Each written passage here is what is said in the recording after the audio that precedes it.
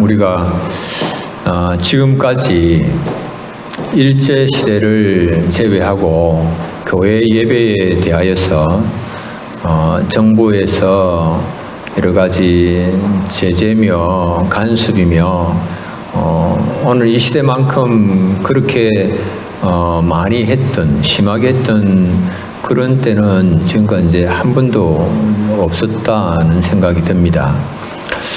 오늘 우리는 그런 정부에서 예배에 대한 여러 이제 참 예배를 막으려고 하는 여러 많은, 물론 이제 코로나 때문에 그런데 그런 가운데 오늘 우리가 예배를 드리고 있습니다.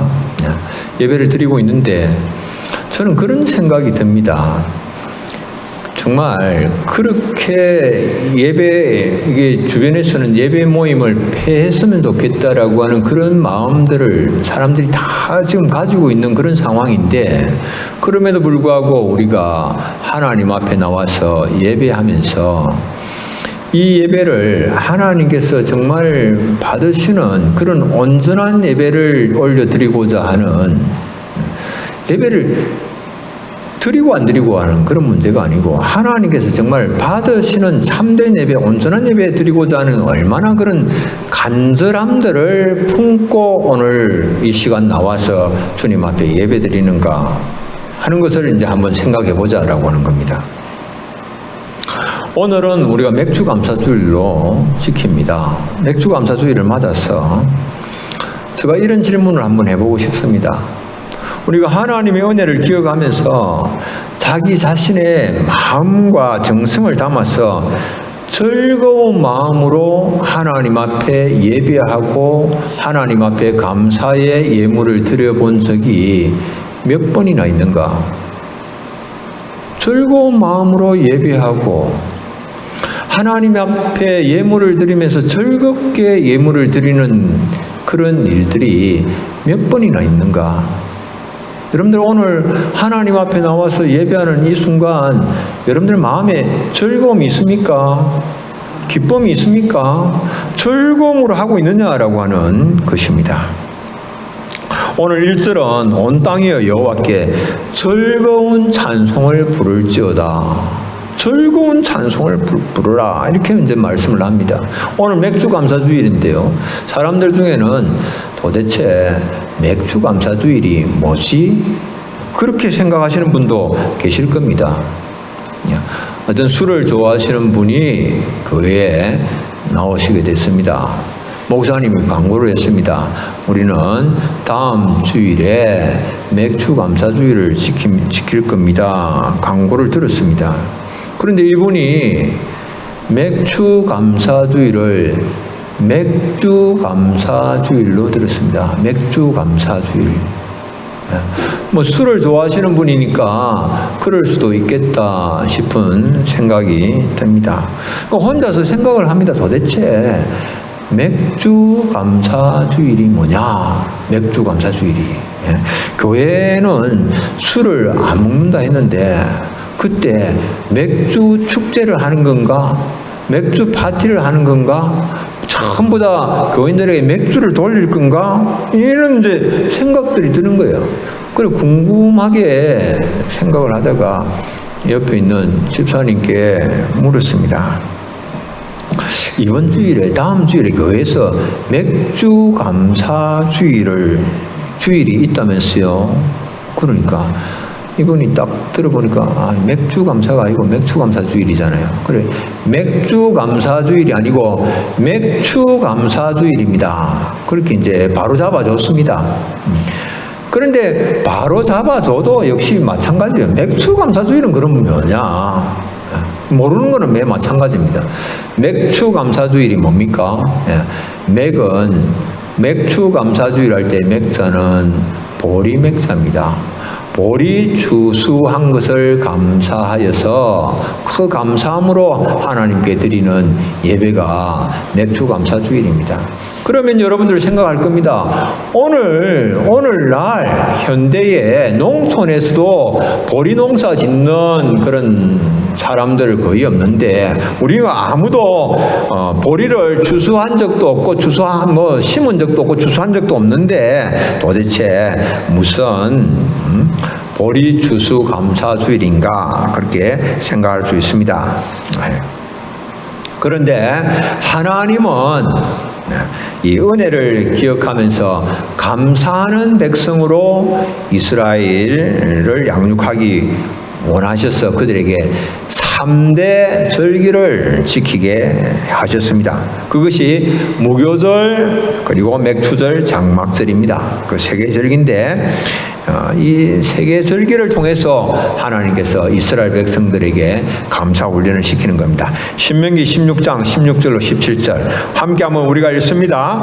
너의 가운데 모든 남자는 1년에 3번 곧 무교절과 77절과 초막절에 내 하나님 여호와께서 택하신 곳에서 여호와를 배웁되 빈손으로 여호와를 배웁지 말고 각 사람이 내 하나님 여호와께서 주신 복을 따라 그 힘대로 드릴지니라. 아멘. 이스라엘의 모든 남자들을 하나님께서 어디로 부르실까요? 예루살렘으로 부르십니다. 그곳에서 1년에 3번 하나님을 배우라. 하나님께 나오라. 하나님 그렇게 말씀을 하십니다. 나올 때에는 하나님께서 주신 복을 따라서 하나님 앞에 즐거운 예물로 내 힘껏 드리라. 감사하라고 하는 말씀이죠. 감사가 그렇게 해서 이스라엘 백성들 하나님께서 감사의 훈련을 시키시는 것입니다. 이 3대 절기 중에서 무교절은 이스라엘 백성들이 애굽에서 종살이 할 때 그 종살이에서 구원해 주신 하나님의 은혜를 기억하면서 지키는 절기가 이 무교절입니다. 우리 오늘 현대인들에게는 이 무교절은 예수님께서 십자가에서 죽으심으로 구원해 주신 그 은혜를 기억하면서 감사하는 그런 절기가 되겠습니다. 77절은 맥추절 또는 초실절이다 이렇게도 하는데 이제 수확한 첫 열매를 하나님께 드린다라고 하는 그런 의미에서 초실절 그렇게 부르고 가나안 땅에서 또 농사를 지으면서 가장 먼저 추수하는 곡식이 보리이기 때문에 또 맥추절 그렇게 부르고 무교절에서부터 49일 뒤에 열리는 축제이기 때문에 77절 이렇게도 부릅니다. 그래서 맥추절, 초실절, 77절 이런 것은 다 같은 절기를 일컫는 말입니다. 그런데 이제 후대로 오면서 오랜 망명 생활 하다 보니까 농사보다도 다른 일에 종사하는 사람들이 더 많아진 겁니다.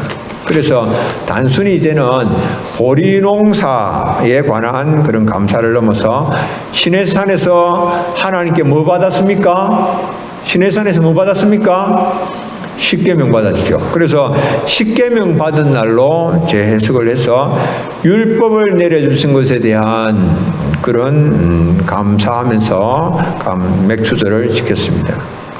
신약 시대로 넘어오면서는 신약 시대에 와서는 이제 오순절이 성령 충만을 받은 날이기 때문에 오순절 성령 강림과 연관시켜서 또 맥추절을 지키고 있습니다. 오늘 우리는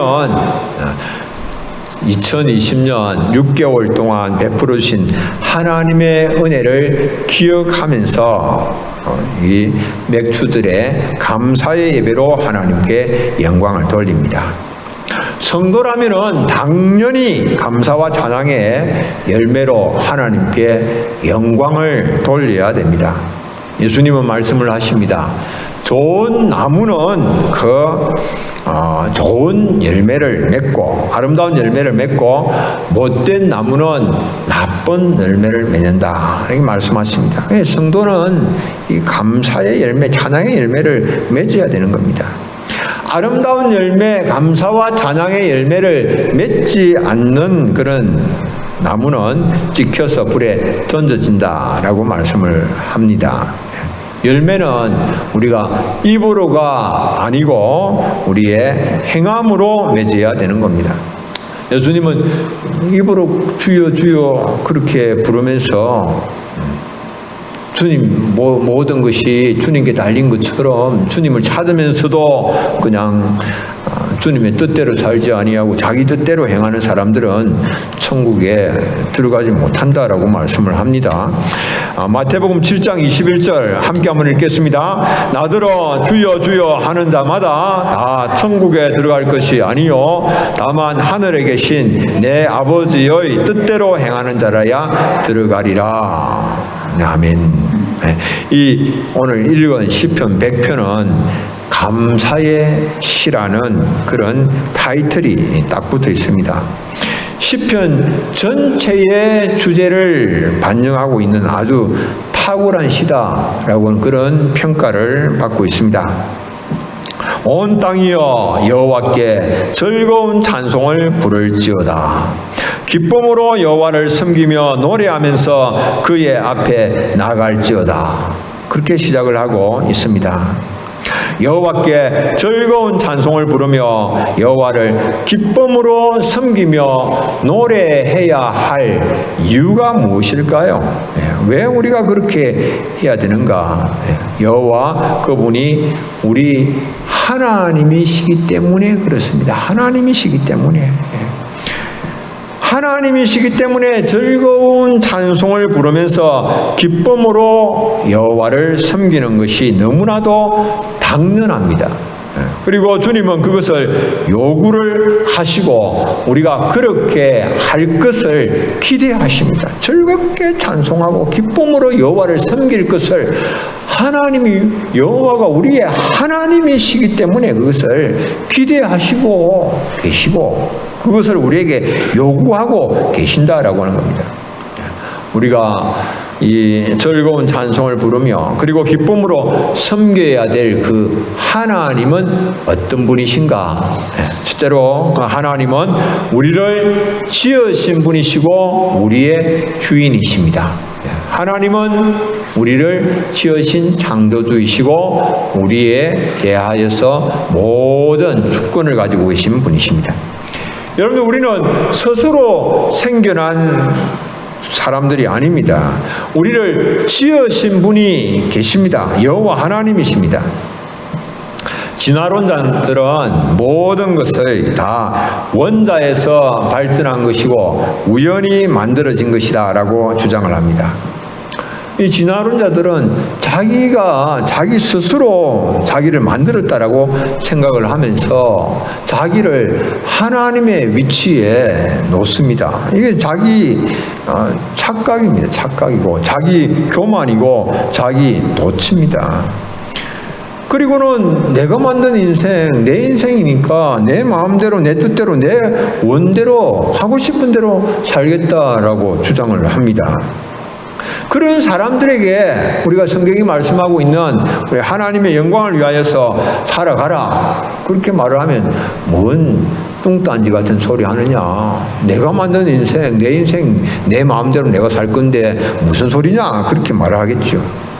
그러나 여러분들 진화론자들이 주장하는 것과 같이 생명체가 우연히 만들어질 확률은 거의 제로입니다. 제로. 우연히 만들어질 수가 없습니다.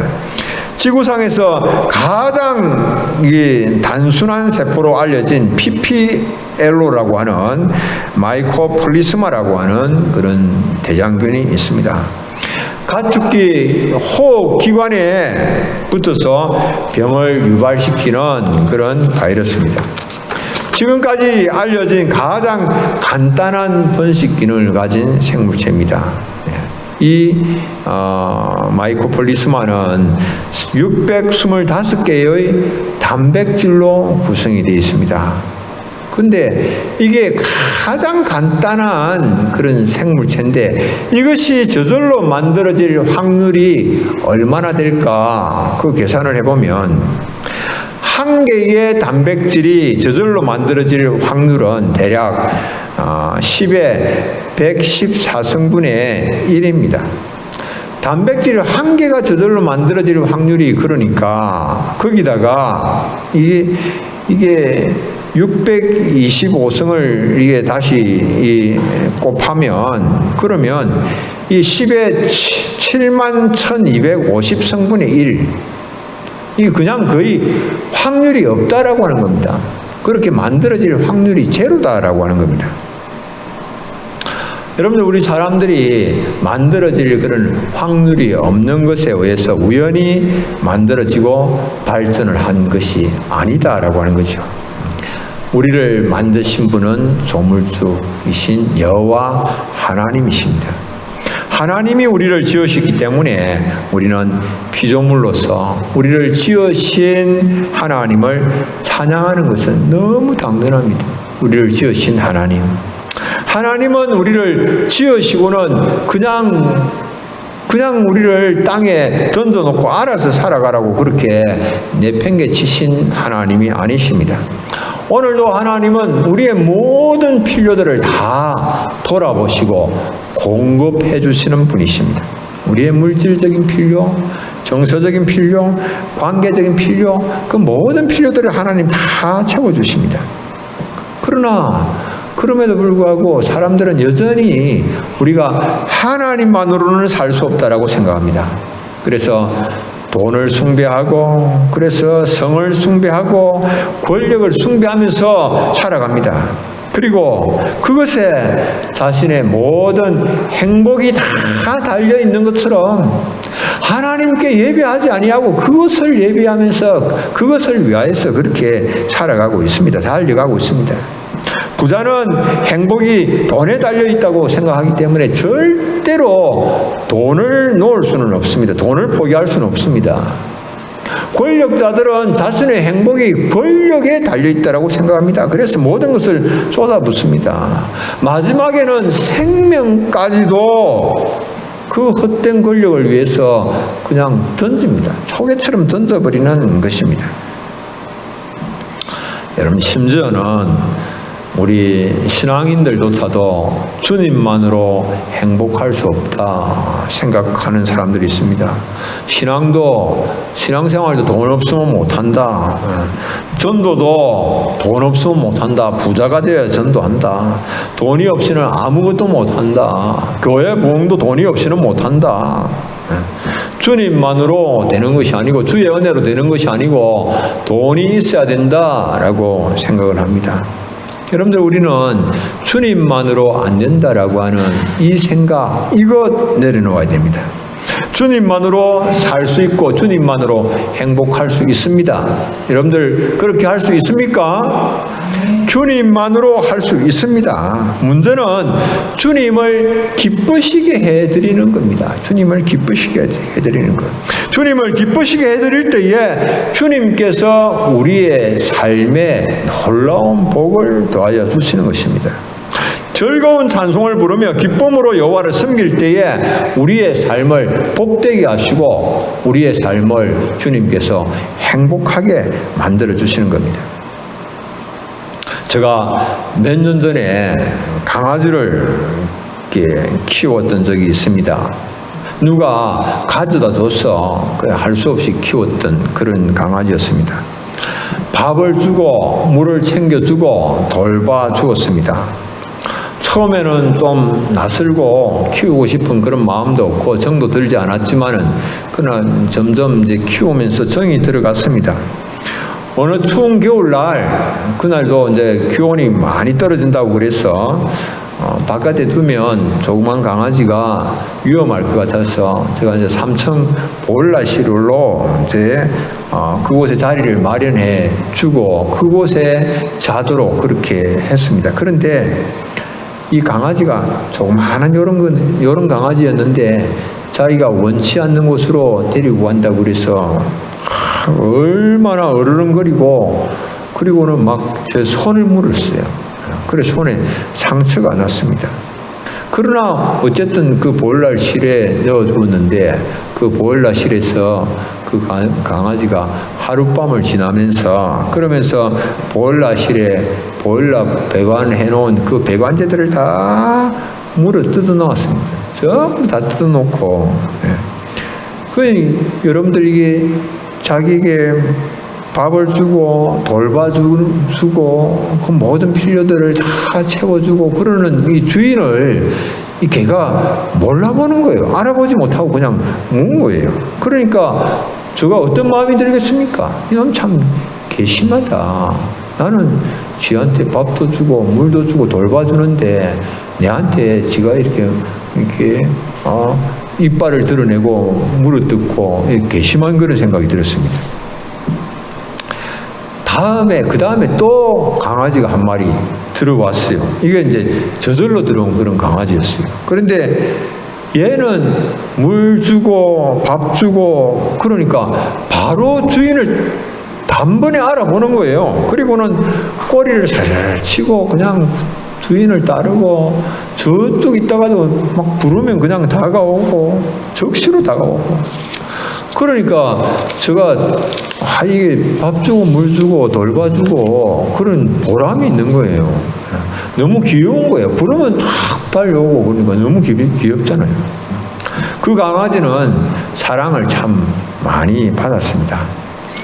강아지에게 있어서 가장 중요한 건 뭡니까? 강아지가 뭘 할 수가 있겠습니까? 그냥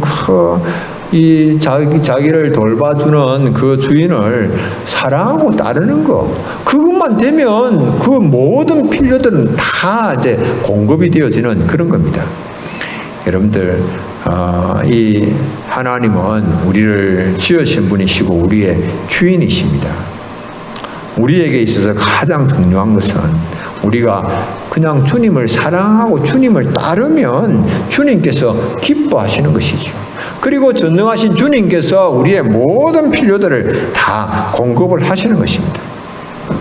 즐거운 찬송을 부르면서 기쁨으로 여호와를 섬길 때에 모든 우리의 필요를 공급하시고 채워주시는 그 전능하신 하나님, 참 좋으신 하나님 경험할 수 있고 행복한 삶을 누릴 수 있다라고 하는 이 사실을 꼭 기억하시는 여러분들 되시기 바랍니다. 두 번째로는 하나님은 우리를 구속하신 구주십니다. 하나님은 죄와 허물로 영원히 죽은 우리를 하나님의 자녀 삼으시고 하나님 백성이 아닌 우리를 하나님의 백성으로 삼아 주셨습니다. 세상에서 소망이 없고 하나님도 없는 자들을 예수 그리스도 안에서 약속의 자녀로 삼으시고 기업을 누리게 하셨습니다. 에베소서 2장 12절로 13절 우리 성경 말씀을 함께 한번 읽어보겠습니다. 그때에 너희는 그리스도 밖에 있었고 이스라엘 나라 밖의 사람이라 약속의 언약들에 대하여는 외인이요 세상에서 소망이 없고 하나님도 없는 자이더니 이제는 전에 멀리 있던 너희가 그리스도 예수 안에서 그리스도의 피로 가까워졌느니라. 아멘. 하나님의 원수된 자들입니다. 우리가 하나님의 원수된 자들을 예수 그리스도께서 자신의 피로 우리를 구속해 주셨습니다. 구원해 주셨습니다. 이 구원의 은혜를 우리가 어떻게 다 감사할 수가 있겠습니까? 이 구원의 은혜를 우리가 어떻게 다 찬양할 수가 있겠습니까? 이 구원의 은혜를 생각할 때에 만입이 있다고 한들 우리가 그 은혜 다 감사할 수 있겠습니까? 하나님과 원수된 우리를 구원해 주시기 위해서 우리 주님 자신이 친히 살찌으시고 피 흘려 죽어주셨습니다. 주의 생명을 우리에게 주셨습니다. 여러분들 이 은혜에 무엇으로 보답할 수가 있습니까? 주님 오늘도 말씀하십니다. 나는 널 위해 피 흘려 죽었건만 넌 날 위하여서 무엇을 하느냐? 이 주님의 음성을 들을 수 있어야 됩니다. 주님의 마음을 우리가 볼 수 있어야 됩니다. 우리가 이 마지막 때에 즐거운 마음으로 주님을 찬양하며 기쁨으로 섬기며 우리가 정말 하나님을 영화롭게 하는 이 일들을 잘 품어야 할 이유입니다. 세 번째, 하나님은 즐거운 마음으로 드리는 것을 원하십니다. 어떤 마음으로 감사하고 하나님의 영광을 우리가 송축할 것인가 하는 문제지요. 즐거운 마음으로 하나님께 감사의 제사를 드려야 됩니다. 1절은 온 땅이여 여호와께 즐거운 찬송을 부를지어다. 4절은 감사함으로 그의 문에 들어가며 찬송함으로 그의 궁정에 들어가서 그에게 감사하며 그의 이름을 송축할지어다. 이렇게 말씀을 합니다. 다윗이 자신에게 베풀어 주신 하나님의 은혜를 기억하면서 하나님의 전을 건축하고자 했습니다. 그 뜻을 이제 하나님께 말씀을 드리니까 하나님은 이 성전은 평화의 성전인데 다윗은 전쟁에서 피를 많이 흘렸기 때문에 피를 많이 흘린 손으로 성전 건축하는 것을 하나님께서 원치 아니하시고 다윗의 아들 솔로몬을 통해서 성전 건축하기를 원하시는 것을 하나님께서 말씀을 하셨습니다. 그러니까 다윗은 하나님이 허락해 주시지 아니하시니까 자신이 성전 건축을 하고 싶지만 할 수가 없는 거예요. 할 수가 없게 되니까, 그러니까 자신이 비록 하나님께서 허락을 해주시지 않으셔서 성전 건축은 하지는 못하지만은 성전 건축을 할 수 있도록 모든 물자들을 다 준비하겠다, 그렇게 마음을 먹었습니다. 성전 건축하는 일이 너무 막중한데, 그런데 자신의 아들 솔로몬은 아직까지 어리고 아직까지 미숙하기 때문에 자신이 아주 힘 있을 때에 그 모든 것들을 다 준비해 두겠다라고 생각하고, 그래서 신경을 써서 준비를 했습니다. 역대상 29장 2절로 3절, 내가 이미 내 하나님의 성전을 위하여 힘을 다하여 준비하였나니. 다윗이 힘을 다해서 준비했습니다. 곧 기구를 만들 금과 은과 녹과 철과 나무와 또 만호와 가공할 검은 보석과 채석과 다른 모든 보석과 옥들이 매우 많으며, 성전을 준비한 이 모든 것 외에도 내 마음이 내 하나님의 성전을 사모함으로 내가 사유한 금 은으로 내 하나님의 성전을 위하여 드렸노니. 성전을 사모하는 마음이 너무 커서, 그래서 자신의 사유재산도 다 이렇게 하나님께 드렸습니다. 다윗이 그렇게 하는 모습을 보면서 다윗의 모든 신하들도 다 하나님께 즐거운 마음으로 드렸습니다. 그런 다윗의 신하들이 드리는 그런 모습을 보면서 백성들도 자원하여서 기쁨으로 드렸습니다. 그러니까 이 모든 이렇게 하나님께 드리고는 다윗이 하나님께 감사의 기도를 올립니다. 아주 유명한 감사의 기도입니다. 역대상 29장 13절로 14절, 우리 함께 한번 읽어보겠습니다. 우리 하나님이여, 이제 우리가 주께 감사하며 주의 영화로운 이름을 찬양하나이다. 나와 내 백성이 무엇이기에 이처럼 즐거운 마음으로 드릴 힘이 있었나이까. 모든 것이 주께로 말미암아 사오니 우리가 주의 손에서 받은 것으로 주께 드렸을 뿐이니이다. 아멘. 다윗이 그 많은 그런 재물들, 보화들을 하나님께 드리면서, 그 엄청난 것을 드리면서 즐거운 마음으로 드렸다. 부담으로 억지로 한 것이 아니고 즐거운 마음으로 드렸다, 그렇게 말합니다.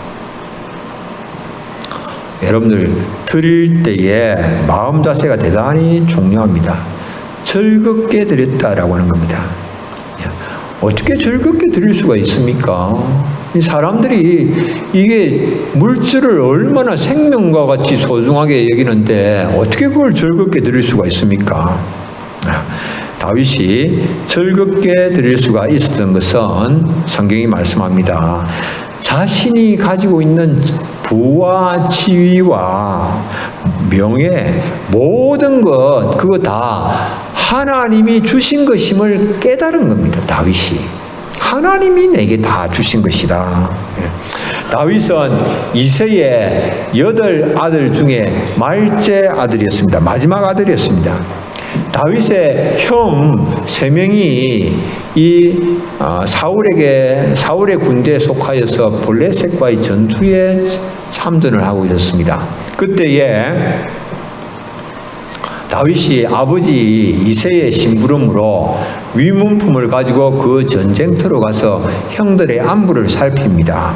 안부를 살피는데 그곳에서 보니까 거대한 골리앗이 나와서 이스라엘을 막 위협합니다. 하나님의 군대를 모욕을 하고 있습니다. 다윗이 하나님의 군대가 모욕당하는 모습을 보면서 막 안에서 거룩한 분노가 올라오는 겁니다. 그래서 내가 싸우겠다. 내가 나가서 싸우겠다. 그렇게 말을 합니다. 그러니까 다윗의 그런 모습을 보면서 다윗의 큰형, 옛날 성경 장형이라고 그러는데 큰형 엘리압이 다윗에 대하여서 반응을 보입니다. 뭐라고 반응을 보이는가 한번 보십시오. 사무엘상 17장 28절.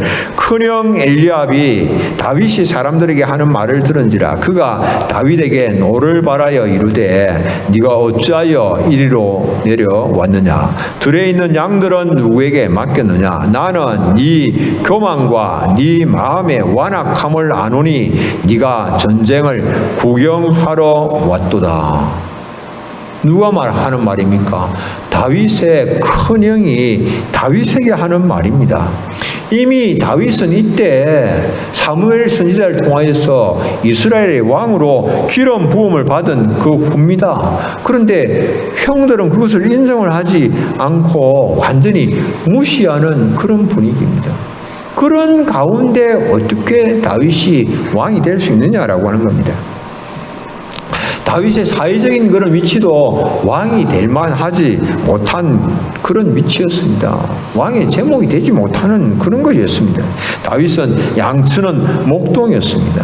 목동으로서 이스라엘의 왕의 지위에 올랐습니다. 그 생각해 보니까 이 모든 것들이 다 하나님의 은혜다라고 하는 겁니다.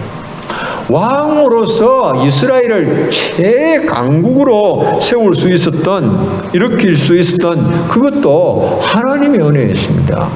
다윗이 자신이 행한 대로 하나님께서 갚지 아니하시고 은혜로 만나 주셨기 때문에 이스라엘을 아주 부강한 나라로 세울 수가 있었던 거죠. 다윗은 실제로 간음의 죄를 범했습니다. 우리아의 아내 바세바를 취함으로 간음했습니다. 그리고 자신의 간음죄를 숨기기 위하여서 우리아를 전쟁터에 극렬한 전쟁터로 또 몰아넣음으로 인하여서 죽이는 일, 살인하는 일도 서슴지 않고 범하였던 사람이 다윗입니다. 다윗이 돌아보니까 생각해보니까 이게 모든 것 다 은혜로 된 거예요. 자기는 전혀 누릴 만한 아무런 자격이 없는 그런 자에게 하나님께서 은혜로 주셨다라고 하는 겁니다.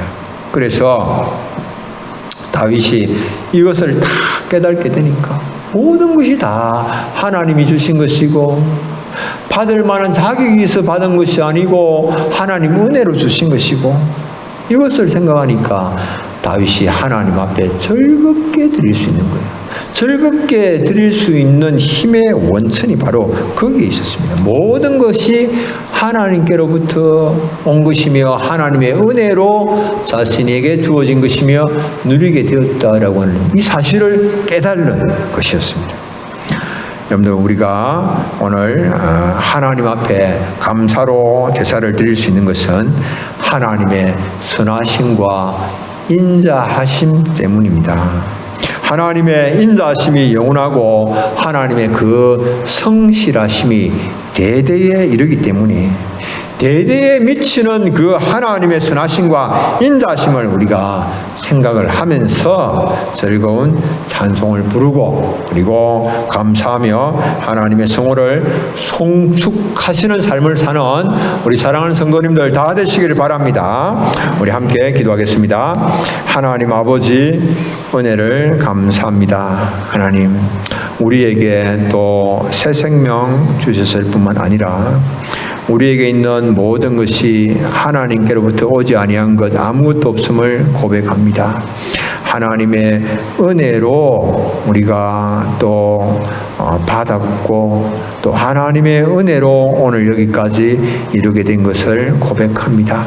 하나님의 은혜를 잊지 아니하며 우리가 한평생 살면서 즐거움으로 찬송하며 감사하며 하나님의 성호를 송축하는 삶을 살아가는 저희들 되게 하여 주옵소서. 예수님 이름으로 기도드립니다. 아멘.